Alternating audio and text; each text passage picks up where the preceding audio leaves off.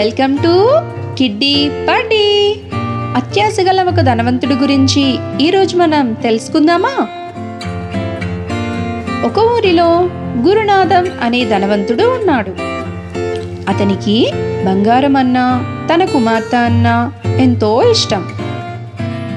ఆ ధనవంతుడు ఇంకా ఎంతో బంగారం సంపాదించి సుఖపడాలని అతని కోరిక.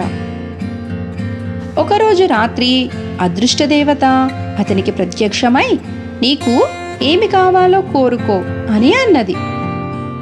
అత్యాశగల గురునాథం, నేను ఏది తాకినా అది బంగారం కావాలని కోరుకున్నాడు. తదాస్తు అని దేవత వరమిచ్చి మాయమైంది. తెల్లవారిన తరువాత ఆ ధనవంతుడు ఆ ఇంటి వెనుక తోటలోనికి పోయి అక్కడ కొన్ని వస్తువులను తాకాడు. అవి అన్నీ బంగారంగా మారిపోయాయి. ధనవంతుని ఆనందానికి అవధులు లేవు. ధనవంతునికి ఆకలి వేసి ఫలహారం చేయటానికి కూర్చుని పళ్ళెంలోని ఫలహారమును చేతితో తాకాడు.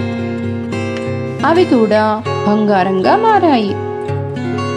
ఇలా ఏది తాకినా అది బంగారంగా మారుతుంది. ధనవంతుడైన గురునాథం ఆకలితో ఉండి కూడా ఏమీ తినలేకపోయాడు. ఇంతలో ముద్దుల కూతురు పరుగు పరుగున వచ్చింది. సంతోషంతో ఆమెని ఎత్తుకొని ముద్దాడాడు. ఆమె కూడా బంగారు ప్రతిమగా మారిపోయింది. అప్పుడు గురునాథం తన తప్పేమిటో తెలుసుకొని ఎంతో దుఃఖించాడు. మరలా బాధతో దేవతను ప్రార్థించాడు. ఆమె ప్రత్యక్షమైంది. తనను క్షమించమని, ఇచ్చిన వరమును తిరిగి తీసుకోమని వేడుకున్నాడు. గురునాథం కోరికను మన్నించి దేవత ఒక కూజతో కొంత నీరు తెచ్చి, దీనిని బంగారంగా మారిన వస్తువుల మీద చల్లితే అవి మళ్ళీ యథాస్థితికి వస్తాయి అని చెప్పి ఆ దేవత అదృశ్యమైంది. గురునాథం సంతోషంతో బంగారు ప్రతిమగా మారిన తన కుమార్తె మీద ఆ నీళ్లు చల్లాడు. ఆమె మామూలు మనిషిగా మారింది. తన కూతురుని ఎత్తుకొని ముద్దాడి, నిజమైన ఆనందం సంపదలలో లేనే లేదని గురునాథం తెలుసుకున్నాడు.